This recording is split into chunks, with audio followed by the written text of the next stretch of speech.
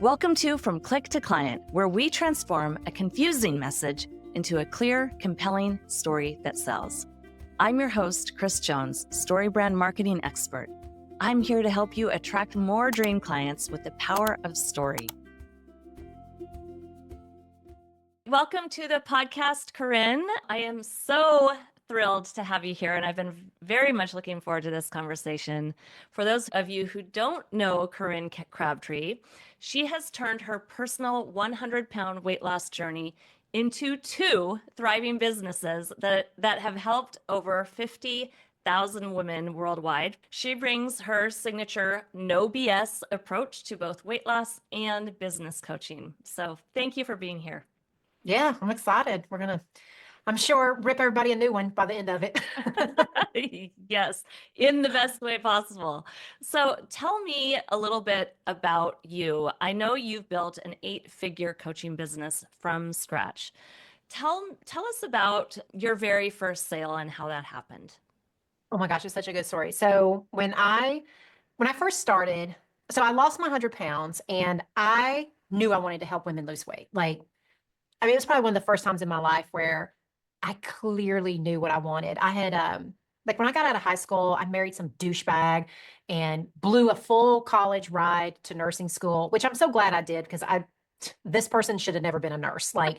Caregiving is probably the worst thing. I would have been like Nurse Ratchet. So I got married and I had been I'd had a corporate job for a while. I'd been an HR type trainer. I just done a lot of things, but I never kind of knew what I wanted to be. And so we got married, we had a baby, and I 100% knew that I did not want to be a stay-at-home mother. It drove me batshit crazy. And so that was how I ended up losing weight because I had been overweight all my life. And I was really afraid I was going to pass on all the eating habits, the bullying, the miserable life that I had to my son. So that was my first motivator. And when I lost that weight, I was tucking my shirt in one day and I looked at my husband and he was like, "Why are you smiling so much?" And I said, I've never been able to tuck a shirt in and look like something. And I started crying and I told him that I was just so happy for the first time in my life that I didn't just lose weight this time, that I felt like I'd actually changed as a person. And I wanted to help other women do the same thing. Because I told him, I was like, I don't think very many women are happy. I think we are all eating our way through life and we've settled. And I want to help women lose weight, but also feel as amazing as they deserve. So I didn't know what to do with that. I had started answering questions in the Weight Watchers message boards. This was 2007. So we didn't have Facebook and we didn't have all those things.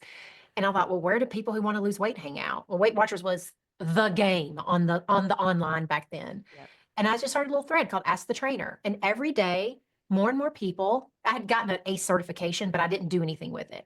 And so I was getting questions more and more every single day. And lots of women were asking me about how I did it. They're just all the questions. And eventually I started a little blog because I was getting too many questions and they were all repeating. So I was like, well, I'll start a blog. And then every time somebody asks this question, I'll be able to send them there and I can just get through more of them. So I'm not even charging at this point. I am just treating it like a job. And then one day I looked at my husband and I said, "Did you know there are trainers online that you can pay and they'll work with you? You don't even have to go to a gym." And he said, "Really?" I was like, "Yeah, I'm going to do that." And so everybody that had signed up to get my blog, there was 120 people. I sent an email out. It was on Valentine's Day.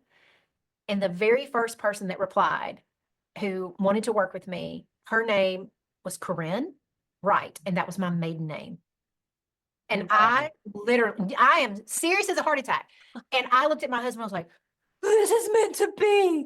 This is who I'm supposed to be." All the things. And so I had a handful of people who reached out and said, yeah. And I was charging $20 a month. I mean, not much, but that was my first clients. And I treated those ladies. I mean, they were getting $20,000 a month worth of service. I did everything but fly to their house and sit with them to help them with their weight problem. But that's how I got started. Just being brave enough. I wanted to help people and I just solved the problem in front of me. Each day it was all right, I'm getting too many people asking me questions here. So I'll start a blog that solved that problem. And then people were wanting to know, do I have to check your blog or is there a way that you can email me? I was like, I'll find out. We didn't know anything about email service providers back then. And so I like went on Yahoo and figured out how do you do that? And then had a small email list. And then I just sent them like literally from my own email box, like the offer to work with me. And so every single time I had a new problem present, I just basically Yahooed and I wouldn't say Google, but we didn't have Google then.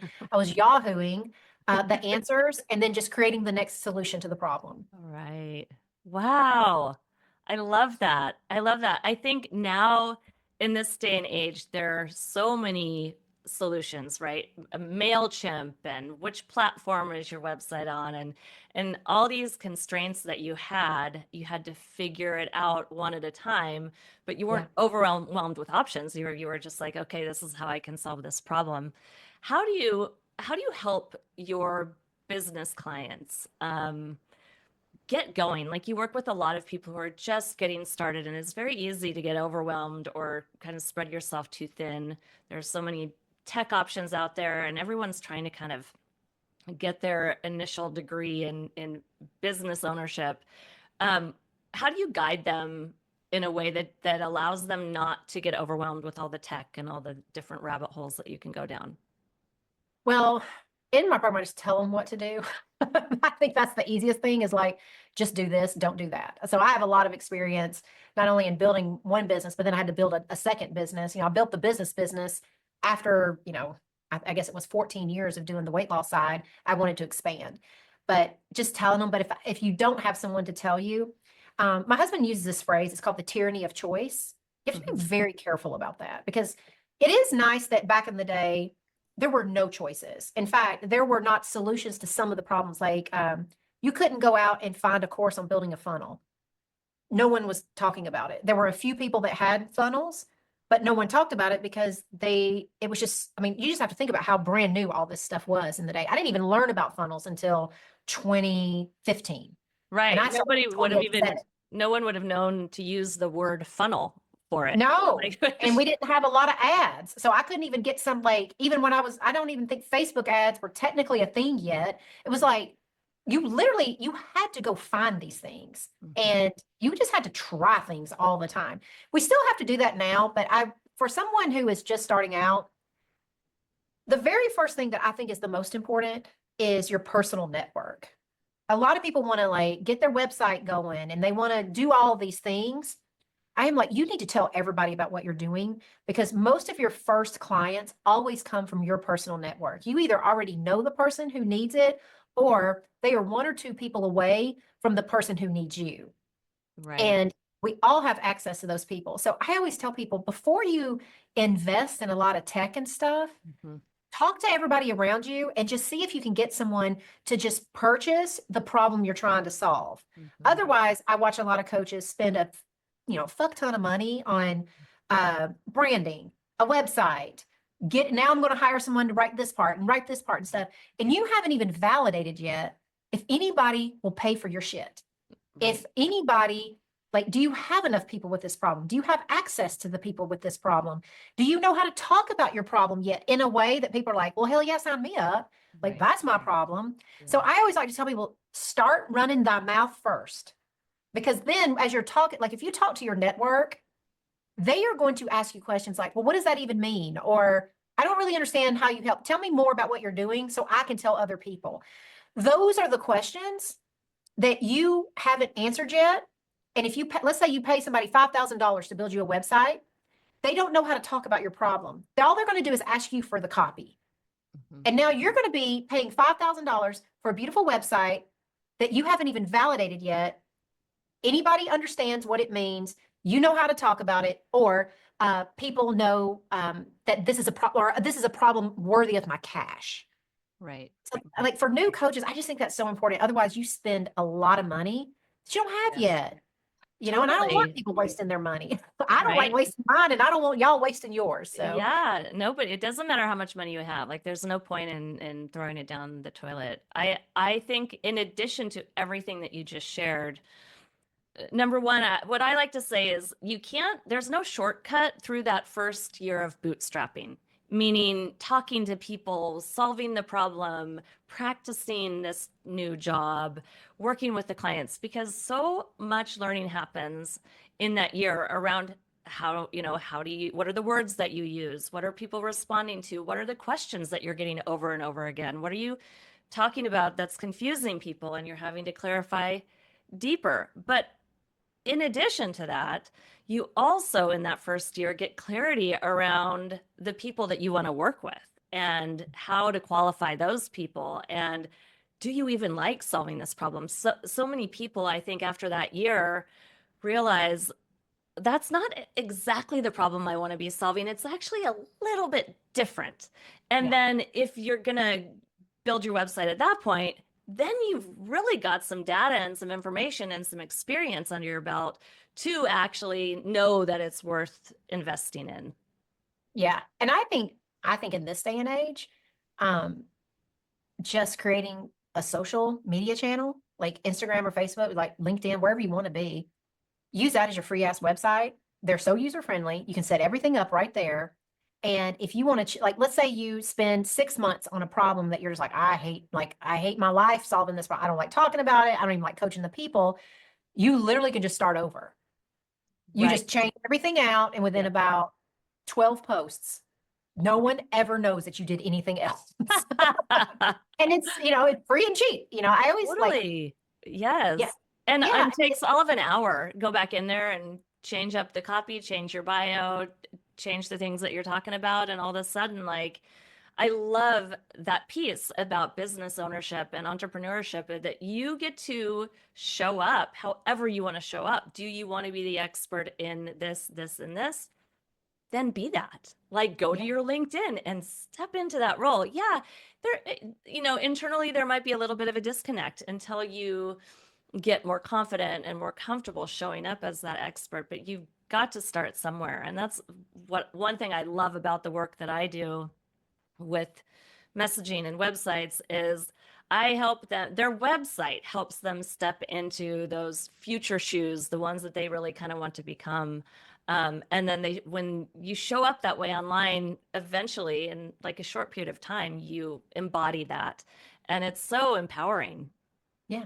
And it's, like in the early stages, I don't think there's anything wrong with having a website and stuff. I just watch so many coaches not figure out who they are as a coach. And then they invest a lot of money in getting like the bells and whistles pulled together. Right. And they don't know their messaging and who they are yet. Yes, And that's totally. why I think it's so much more important to talk to people, Mhm. put yourself out there, start creating like social content. Mhm. See, I mean, even if it's likes from your friends and family and it's not potential clients, you start quickly seeing like your friends and stuff. If they're not commenting, they're probably thinking, I don't understand, or this is some hoo-nanny. If they're commenting and saying good luck or oh my gosh, such an important message, they're not going to stop and do that unless you're breaking through the noise. And so there's just so many ways to dial this in, but you owe it to yourself to do that stuff so that you protect the biggest thing, which is if I'm going to actually make this my career, the I just find it very difficult as a coach to go into exorbitant amounts of debt and then try to go get clients. Yes. I'm a big Yes. believer. I've just watched Yeah. too many people lose too Yes. much of their savings Yeah. and stuff. And Yep. it's, only in the coaching world for some reason would we ever do that. If you're going to open a restaurant, you're not just going to be like, I want to open a restaurant. I think I'll sell fried chicken and I'll just throw it over there. Like you do some planning, you make sure you pick a location where there's traffic, like you do these Right. things. Mhm. Now, in those businesses, you do have to go into some debt. A lot of times you have to borrow money to start something, Mhm. but you just like it's all I just watched this epidemic and it's almost like when we're starting a coaching business, we're starting Barbie Dream Store, we're not starting a business. Right. And I'm like, I do. this Yeah. is your real, like if this is your dream, let's Right. treat it really seriously. Yeah. I I get. mean, you've got to have the proof of concept. You've got to have proof, like living proof that this is actually going to work and going to thrive before you invest anything into it. I think often with the branding and like all the things that you can pour your money into before you even really get started, I think it can become for many like perfectionist type people, it can become yet another thing to distract you from being vulnerable and just putting yourself out there. Okay, if I get all this stuff perfect, the visuals, the photos, like if everything is perfect, then I can guarantee that it will succeed. And the reality is, you're way better off just getting out there, doing the work, and proving to yourself for $0 that it will work. Yeah. Yeah, there's like the cheap way and there's the broke ass way. You know? And when we were building my business, like, and it wasn't that my husband wouldn't have spent money on it, but I'm so glad that I built my business on the back of basically sweat equity and not like us spending money on things, because it made me scrappy. It made me think different. It made me become a problem solver. Like there are so many skills I learned through those years where I wasn't spending money on it, that when we decided to start spending money on my business, I had already overcome a lot of the stuff. Like when I started spending money on my business, I was getting a return on every dollar spent. In the very beginning, before you have, vetted a lot of stuff and done a lot of things, there's no guarantee you're going to you build a website, like, and I know I keep going back to the website, but website is always like the crown jewel to me. Everybody wants to put out a website as if it's, 2002, when you're going to be ranked number one and people are going to find you. Nowadays, like there's probably a million websites built a day. Yeah. A day. Yeah. And Yeah. the likelihood of your website being found by anyone ever. Like, I mean, I have like almost 500 podcasts. I have got years of content, like all the things. And to get my website ranked on like the 5th page of Google is a real win now. Like you're going to, like the first page of Google now is all sponsored ads. Right. Right. So you just have to remember when you're building these things, you're never going to circumvent the day where you have to go and get eyeballs on it. Right. At some point, you're the one going out and saying, here's what I do. I would love to help you. What do you think? Yeah. Yeah. And, if you've got a great website, you can send those people to your website knowing that it's going to help you convert. But you've got to, I have a metaphor that I use, which is really your website is like the sun in your marketing universe, but you've got to go on to the planets and point people back to your website. Yes. Pick 2 planets. And my planets are podcasting and email marketing. I don't want to be on social media all the time. That's not one of the planets that I chose because I don't enjoy that. Some people love it. Pick that as one of your planets, but point people back to your website. That's how you get those warm leads versus trying to compete with Google algorithm and trying to get on that front page. I mean, the industry, especially the coaching industry, is so saturated. It is hard to stand out. And even when you do, it's so much more effective when you can kind of bring those warm leads to your website and then convert them. Yeah. And it's so smart of you to pick email and podcasting, because even in social now is like the Google algorithm these days. Right. I mean, I always tell people, I want you to post on social. It's free. Like it's hard to compete with free in the beginning, but you posting on social doesn't get you clients. When you're posting on social, you have to go to the places where the clients are on social, offer value there. It's almost like social is like the mini sun. It's like the moon now. We get them to your social where they are like, oh gosh, she has this free thing. Oh gosh, she talks about this. I want to follow her. I want to do all these things. And then that points to the sun. That is what points to your list and whatnot. So it's all like, I think for newer people involved in all this, like the real lesson though is your job is to get eyes on your product. I think when we focus so hard on our branding and our logo and our websites and the components of our product, we forget no one sees it unless you go get them. And that's why I always like to tell people at the beginning, do the cheapest thing first, get really good at getting eyeballs, get really good at directing people to you. And then you can layer in a website. You can layer in the other things because now you've got traction. The hardest part is getting the eyeballs. That is the absolute hardest part. Yeah. And I think that's one thing I love about podcasting is that you get as a podcast guest, right? You get immediate access to a group of listeners that somebody has cultivated and built over time, and you get immediate trust because they've welcomed you to the show, and you get to have this very fruitful, organic, enjoyable, pretty effortless conversation, right? Just talking about the things that you love to talk about.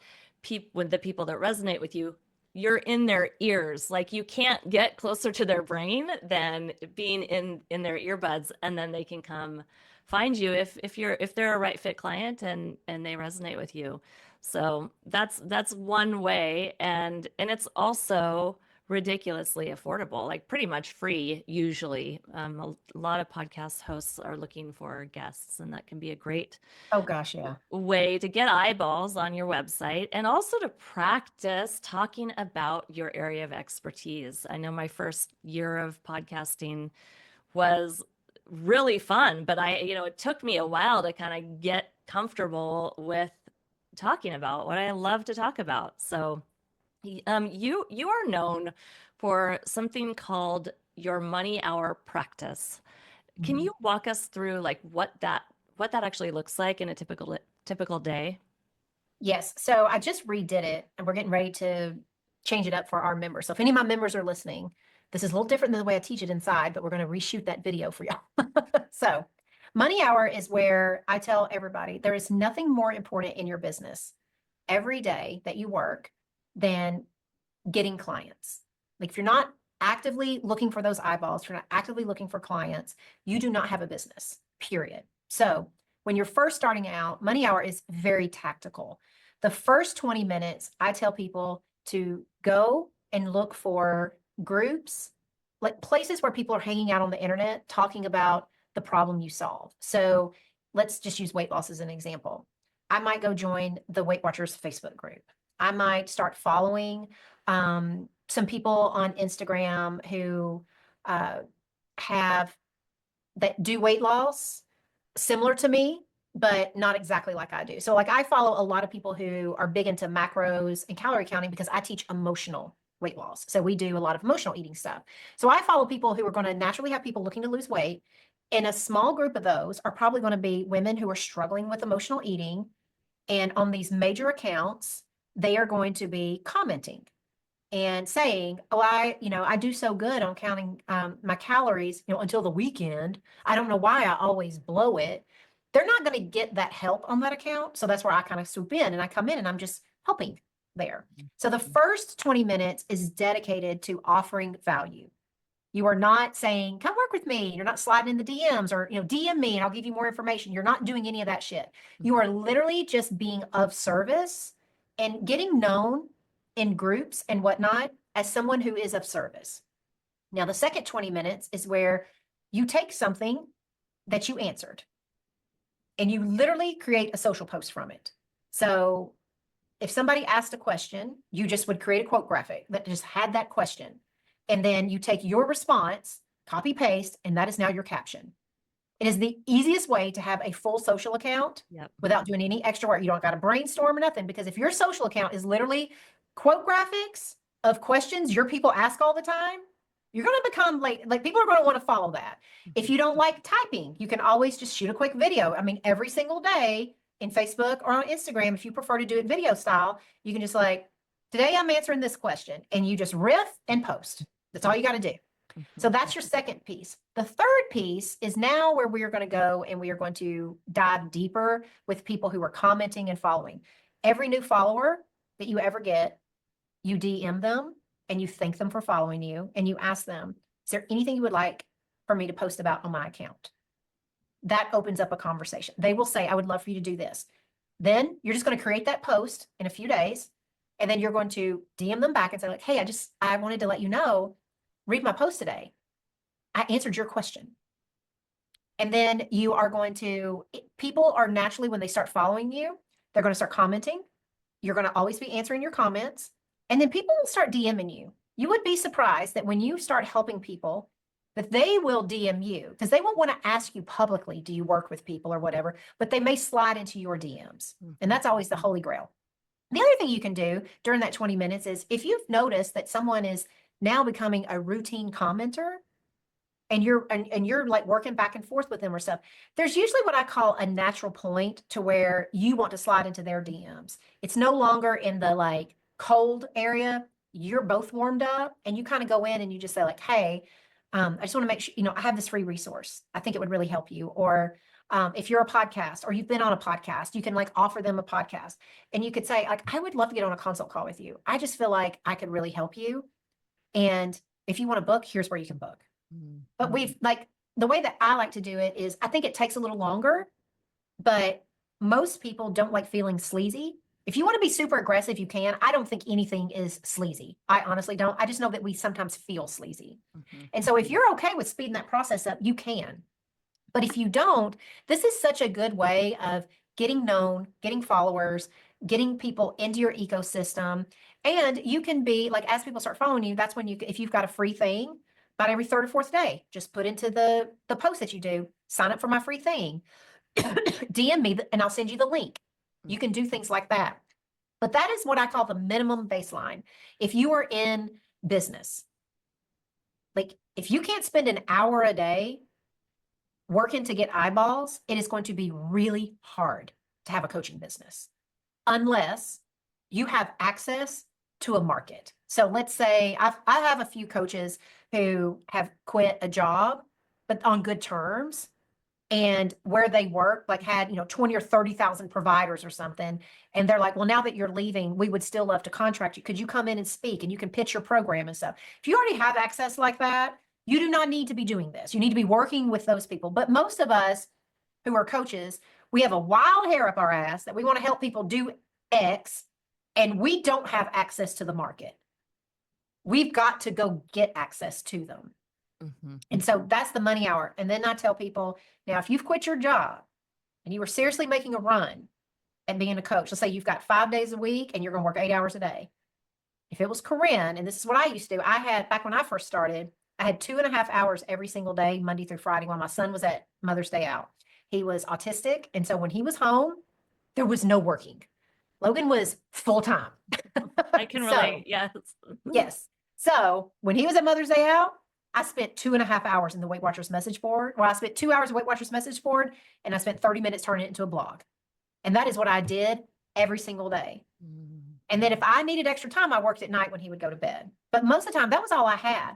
But I spent like all my time networking, making sure that I was driving eyeballs, and then it ended up paying off when I was ready to turn it on. And then when he went to like regular, like preschool type stuff, I had more time. I still spent the most of my time was spent still answering questions in message boards, getting my blog up, and then interacting with people who had expressed interest in the email.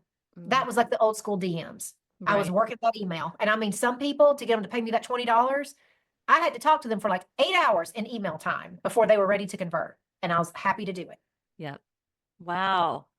It's so beautiful. I love how you break it down into those 3 steps. And it's truly timeless. Yes, the technology has shifted a little bit from Weight Watchers message board to Instagram DMs, but the fundamental process is the same, and it truly is timeless. It's about connecting with people, building trust, showing up with a helpful, kind, generous heart, truly wanting to serve, and then letting that organically shift into a conversation where you can naturally ask, do you want to solve this problem? I can help you do that. And then they get on a call. Like the fastest way to get a client is to get them on a call with you. But there's a process to nurture the relationship before they're ready and willing to do that. So especially calls, because people are these days, like I have bought some really expensive programs through texting, and they wanted me on a consult call so bad. And I'm like, no, if we can't bang it out in a text, I'm not doing it, because I just feel like I barely call my mother, much less want to be on a consult call with anybody in the world.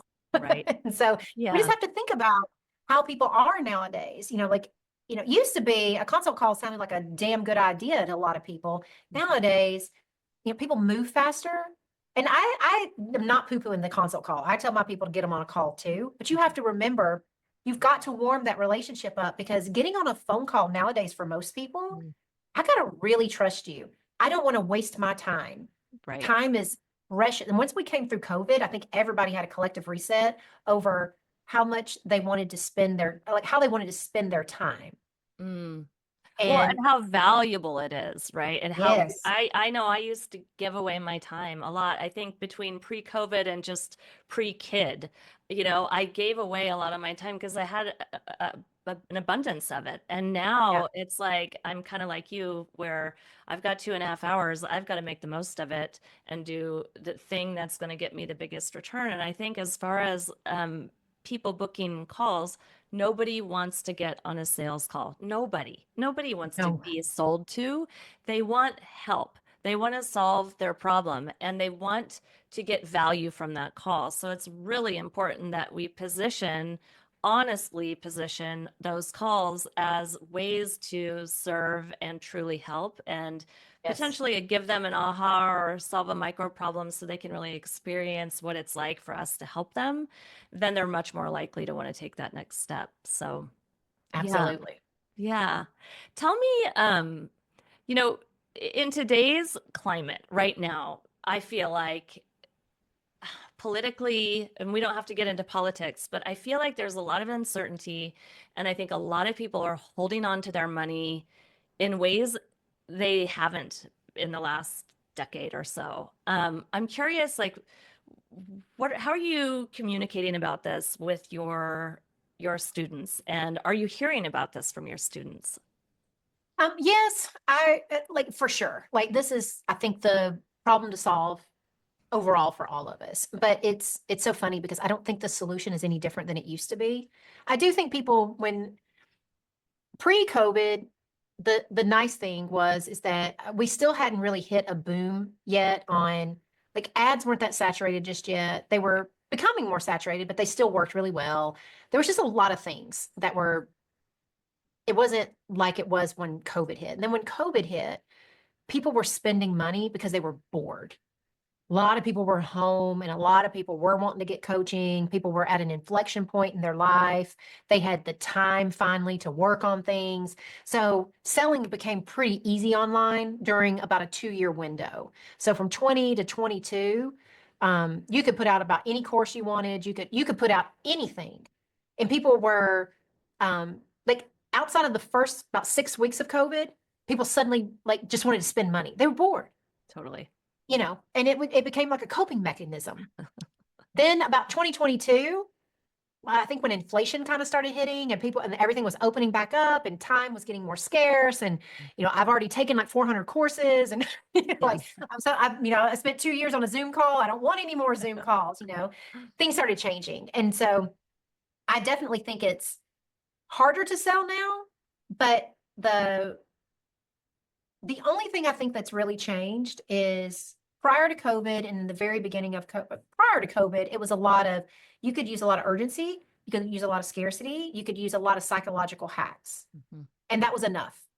Then when COVID hit, you could use that. And even if you just said, I got a new thing, you should buy it, people were just buying. Like I think there was a lot of people that businesses took off simply because it was easy, so we weren't as afraid. Now you need a little bit of the psychology, but we have to go deep in relationship now. It's going to take longer to get your clients. And when I say that, there is a way to speed the process up, but it still is going to take uh, there's a study that Google did, I think it was last year or something, but like the average person before they're buying something, kind of like more in our space, Mhm. one, they want to see you in like 4 different places before they trust you. Like, and that means I've seen you on social, I've heard you on a podcast. I caught a video of you one day, whether that's on social, like I've seen it video, I've seen you, an email, like you emailed me, I got your free thing, I Mhm. visited your website. All of those are like the different touch points. So there's a million of them, Yeah. then they need 7 hours of consumed content now. The Mm. average, and that includes reading time, listening time, all this other kind of stuff. And then the average person doesn't buy until they've been asked to take a step with you about 11 times. Wow. So, like, let's say you want somebody on a consult call. The average is about the 11th time you've asked about talked about a consult call and stuff is about when somebody's going to flip. And so I don't say that to scare people. It's to show you that, when you complain, that you've sent 3 emails. Well, I DM them once. I don't understand where my people are. It is because you haven't really even scratched the surface with them yet when it comes to trusting you and valuing you. Hmm. And so the way we speed that process up is to make sure you have processes. So if you're going to have a podcast, you better do it every week. Don't be a ghoster. If you're going to have a social channel, you better like regularly post. Don't be a ghost poster. If you're going to DM someone, you should DM them. Like, you've got to come up with the things that you're going to do. If you're going to have a freebie, you need a good follow-up sequence, an automated one. Mm-hmm. And like, you just have to think through things. You can get people through all of that stuff pretty fast. 7 hours sounds long, but it's not really long. Mm-hmm. Not when you think about the amount of emails that, you're going to have a weekly newsletter. You're going to have your funnel emails. You're probably going to have social posts they can read. You may be guesting on podcasts that you can send them an email and say like, hey, I was just on this podcast. Take a listen. If you've been thinking this, there are ways to speed it up. And so I think what I'm telling my people is you've got to be willing to talk to people and be there for them and hold their hand through the sales process now. There's automation, but we have to put the real person back in. So like in our business, we have automated funnels, but every email always says, if you have any questions, please reply.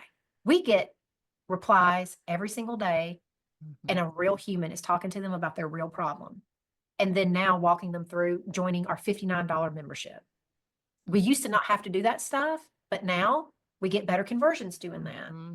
And it's not that hard, right? It's not that hard. Mm-hmm. Yeah. No, it makes money. It's better to be doing things like that than it is to be sitting there and tinkering with dumb shit all day long in your business. Right. I will watch people making almost no money worry endlessly about a process, like building out something in Notion or ClickUp and like having all these steps and stuff. And I'm like, what, for the 2 clients you have?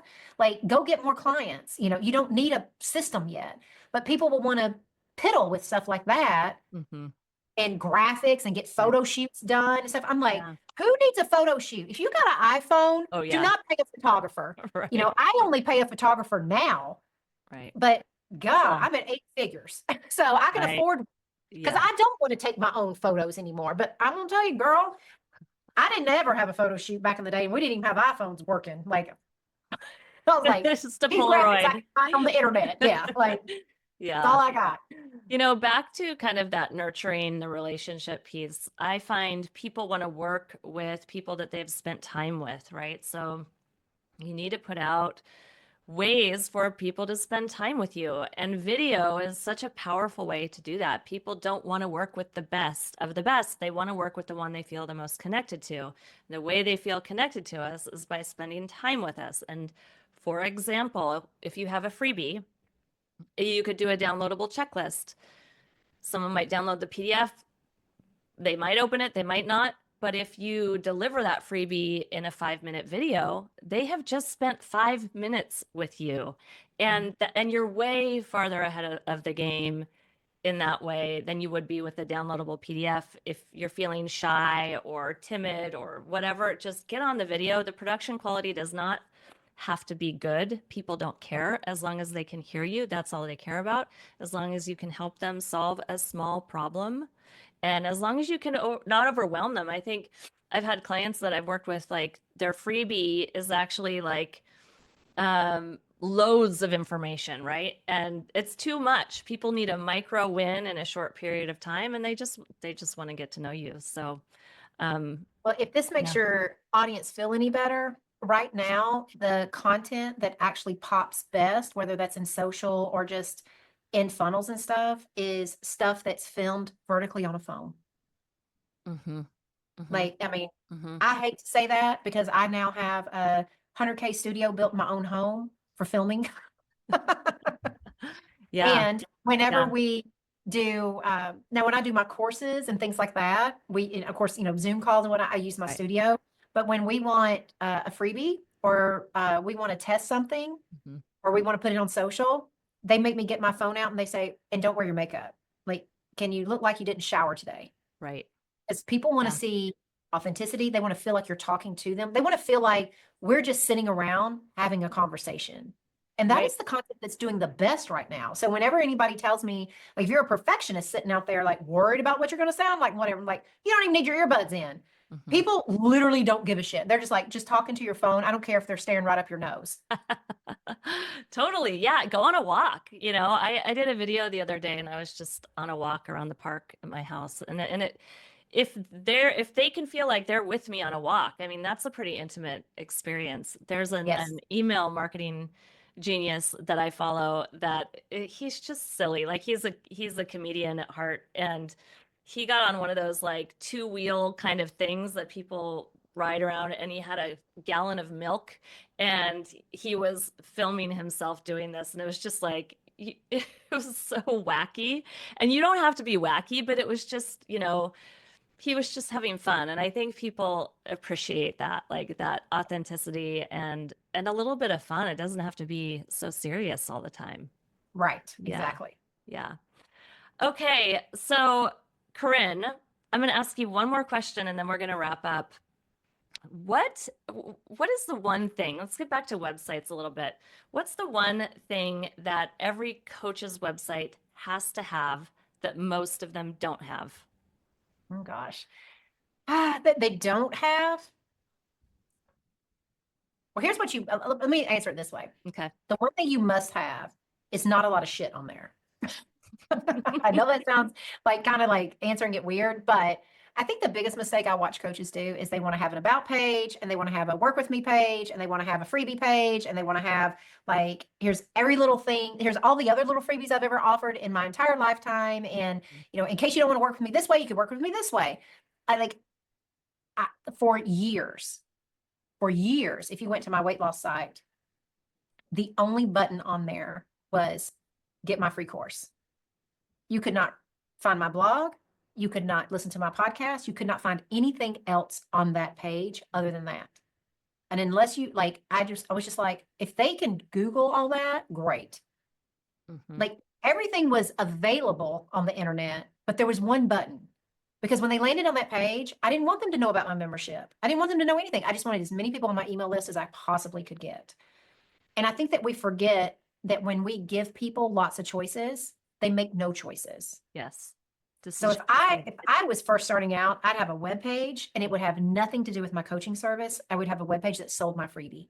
Mm. And I would always be directing people there and just trying to get them there. And then like, let's say you have like coachingwebsite.com, like /free course is the main thing. Now you could have /about me /podcast /whatever, but no buttons linking to it. Mhm. Mhm. That means that if you're on Google and for some reason somebody looks up, coaching website because they had a great podcast on XYZ, I might get indexed and be sent there. But you just have to think about this, y'all.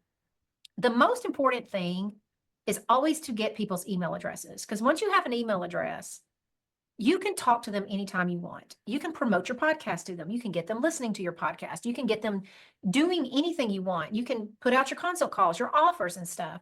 If you do not have their website or if you don't have their email address and they're just listening to your podcast, you got to hope that they listen to it the week that you promote something. Most people don't listen to your podcast every single week. They listen to it every now and then. Like I have people, I don't even have one podcast anymore. Not one single podcast I listen to every single week. I have a lot of podcasts that download or that I subscribe to, and I listen to about every fourth or fifth episode. People just don't consume content like they used to. No. And so if I'm going to get their attention, I want to get their attention to the one thing that makes it easy for me to stay in touch with them. Mm. And so that's probably what would be on my website. And it would just be talking about, this is my freebie and how it helps you. This is the problem my freebie solves. Then you can have like coachingwebsite.com /program. And then when people, like when you send out your emails, you're just sending them straight to that page. And then that page doesn't have your freebie on there, buttons and stuff. It's like that page is in the website, but it's literally, this is why you should schedule a consult call with me. So like if my first step to work with Corinne is a consult call, I'm not telling them at all about my program. I'm telling them about my consult call. What are we going to be doing on this call? It's going to help you. Like I always tell my people, name it something really great, like offer to do an audit, offer to do something where they feel like they get some exchange for the time. Right. And I would be selling that because I always think that every step, you're just trying to sell them to the next one. And so when you map out your ecosystem, like the first thing I need them to do is to have a freebie so I can sell them my consult call. Then when they get on my call, now I can have a page that talks all about my program if I don't convert them on the call. Then I can just send them to the page where the payment link is, but it kind of goes over the stuff. Like you're just always thinking about what is the next thing, the next step. And then I would just only send people and make them lost in the one step.